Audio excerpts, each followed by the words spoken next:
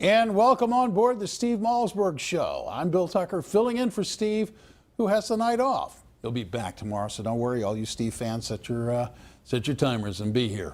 We have a lot to get to tonight, so let's start with our political panel. Joining me now is Christi Kunzig. She is the co-founder of Kira Media USA, and Tom Borelli, PhD and contributor to the Conservative Review. Christi and Tom, welcome on board. And let's start with something that's been driving me crazy all day long, because I've looked up and I've seen these banners everywhere, and it's the shock and outrage and I guess the indignation, perhaps would be even fair, where Trump's kids are reportedly said to have requested security clearance. Coupled with that is the question of, is there a conflict of interest? Tom, I'll start with you, and I'll begin with a reminder to everybody.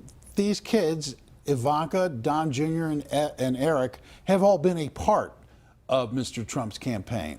They were inner confidants during the entire period of the campaign. We had no worries about a conflict of interest. We thought it not odd that they would be in there and be confidants of a man who wants to be president, and yet now there seems to be some kind of strange outrage. Tom, are you outraged?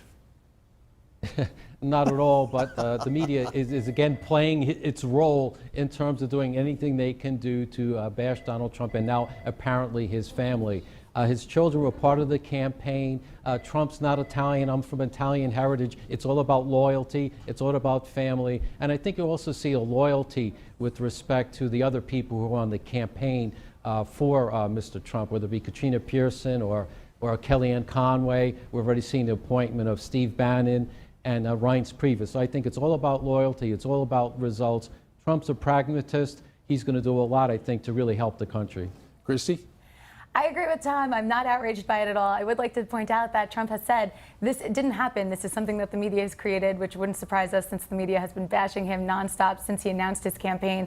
But also on as far as the conflict of interest goes, he said in his 60 Minutes interview that the Trump brand is kind of taking a back seat. Right now, everything is focused on America, and I think that his kids are going to step up and focus too if he does appoint them to something where they would need security clearance. Yeah, and on the same 60 Minutes interview that you mentioned, Christi, Leslie Stahl asked the kids, do you see yourselves as part of this administration? And they were all no, because we have businesses to run. We have other things that we have to get to. So I don't know where this comes from. But I do want to continue along this theme and get into the issue of transition team and possible appointments. And before we do that, I want to go back to something that President Obama said yesterday when he came out. He did make some comments on Trump's election. And let's go to one where he said, back down for just a second and give the man the benefit of a doubt. I had been encouraged by his statements on election night about the need for unity and his interest in being the president for all people, and that how he staffs, the first steps he takes, the first impressions he makes, the reset that can happen after an election, all those things are important and should be thought about. And I think it's important to give him the room and the space to do that. Christi, judging just by what you've seen so far, and these are very, very, very early days. It's 66 days till the inauguration. Are you encouraged by what you're seeing? I'm encouraged by what I'm seeing from Trump. We've already seen the Dow Jones up, I think it's the highest since 2011. So that's encouraging. I think Donald Trump's really going to do a lot of what he's promised campaign-wise. And what we're seeing from Obama is also encouraging, but I think he needs to do more. We have a lot of protesters going on right now. So we need Obama to really speak to them. We need Hillary Clinton to come out and say, look, I know you guys support me. You wanted me to be your president. It didn't work out that way. Let's all get along and unify. We really need everyone to get on top of this unification message. Tom, to that point, both President Obama, President-elect Trump, Hillary Clinton, Secretary Clinton, have all been very gracious and very professional in their public remarks. But we have seen people have, and I've described it as a temper tantrum, with people going out and protesting, some of those protests turning violent with fires and vandalism. Do you think, as Christi suggests, that it may be time for leaders in the Democratic Party, whether it's Secretary Clinton or someone, to come forward and say, calm down and stop?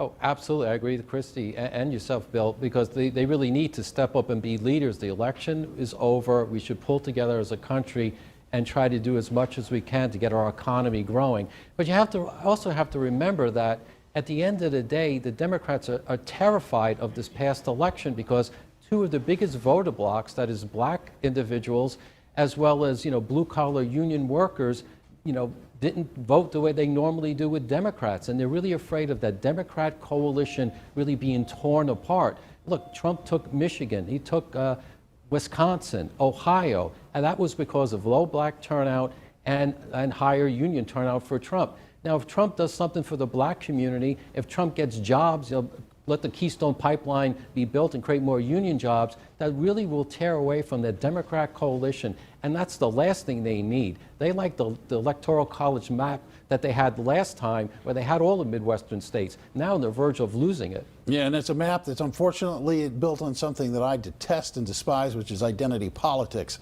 I don't know. Correct. If we sat here, Tom, and made the statement about white voters, we would be immediately determined to be using code word for white supremacy. I don't know why, and I'm glad to see this block start to tear apart. This notion of black voters, like there's some kind of giant black mind out there floating around, and they're not individuals and people, just like everybody else.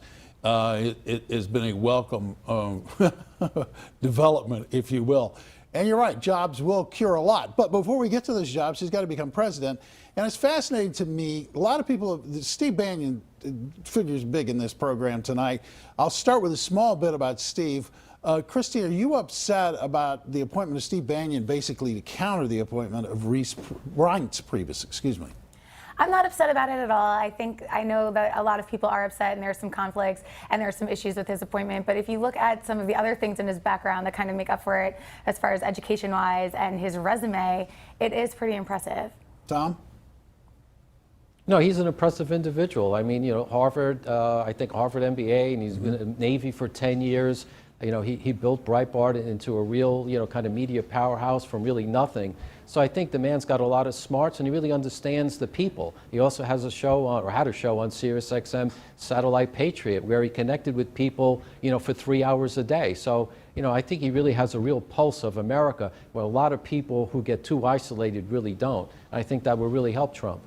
Yeah, it's really interesting, too, because what is not being talked about very much, or at least not yet, I don't think, is the fact that Trump is considering appointing an openly gay individual to serve as the ambassador to the UN.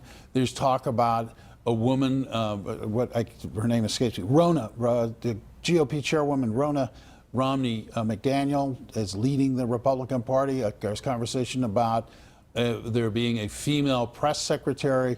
We're already looking at what seems to be the beginnings of a fairly diverse administration. Christi, do you think maybe everybody ought to calm down and give this guy a chance to start making his appointments before they lose their mind? They absolutely should. And this is something that he said since he announced his campaign, that it's not going to be about anyone owning him and that he has to give certain positions to certain people because of party affiliations. This is going to be based on merit. If you deserve the job, you're going to be put in the position to help him make this country great again. Meritocracy, interesting idea, Tom. Well, not really when you think about it, because from Mr. Trump's background, because remember, he's the CEO, he runs a business. You build a billion-dollar, multi-billion-dollar brand by picking the best people to do the job, regardless of race, color, and creed. You want the best players on the field, and that's what he's done in the past, and I believe that's what he's going to do in the future. This is a collective question to you on the issue of immigration. On 60 Minutes, Mr. Trump did something I had expected he would do all along, which is soften his language and say we're going to set priorities in terms of immigration enforcement, in the process secure the border. Were either of you disappointed? Were either of you surprised that Mr. Trump came out and moderated his language in that interview with Leslie Stahl? And Christi, I'll start with you. I wasn't at all surprised. I think it's realistic. You have to start somewhere. We don't even have a set number of how many illegal immigrants are here. So in order to start attacking the problem, you have to start by saying, okay, this is step number one. This is what I'm going to do. And I think that's what he's doing. I don't think he's really softening his stance. I think he's just being realistic about it. And here's how we're going to start the process. Tom? Totally agree with Christi. No, you have to start with your priorities. Obviously, illegal aliens are a problem, but the biggest problem are those who are in sanctuary cities who have actually committed crimes. Remember the horrible tragedy when Kate Steinle was murdered in San Francisco by an illegal alien who'd been, back and forth over the border a number of times. So priorities, again, he's a CEO. He's going to start with the smart things first and then work his way around. Yeah, but Tom, right to your point, as a matter of fact, just yesterday, Rahm Emanuel came out and said Chicago is going to remain a sanctuary city. LA came out and said they're going to remain a sanctuary city. He has already got a huge obstacle in his way. How does he deal with that? Well, you just stop the funding to those cities and watch them squirm. That's what you do. Use the power of the presidency. He's not going to win Chicago anyway. He's not going to win California He didn't anyway. win a single city, actually. Exactly. So there you go. Christi? I completely agree with Tom. I think if you cut the funding, they're going to have no choice. I know New York alone is over $60 million that they're getting for funding. They're not going to be able to just go without that. You're going to have to start abiding by the federal laws. Okay, the last question, you each get 20 seconds to answer a really big question. What does the Trump presidency mean for the GOP establishment? Tom? Well, I think, appointing Reince Priebus as a chief of staff, I think, he'll be bringing in some parts of the establishment, people who actually want to follow along with his agenda. He's the president. If they want to step up and follow his agenda, they'll be part of the team. If not, there may be some outliers, and then, they'll be at their own risk. Yeah, and Christi, I must say? It means that they're going to have to start working for the people again. It's going to get rid of lobbyists, special interests. You're going to have to go and do what you were appointed to actually do. All right, sweet. Let's hope so. We'll wait and see. Paul Ryan, a lock to win Speaker of the House again, so we'll see how things develop. Thank you, Christi. Thank you, Tom. Well, we're going to continue with this issue of what does the Trump presidency mean for the GOP establishment, and to do that, we're going to discuss it with Ian Tuttle of the National Review. That's next. Don't go away. Keep it right here. You're watching The Steve Malzberg Show.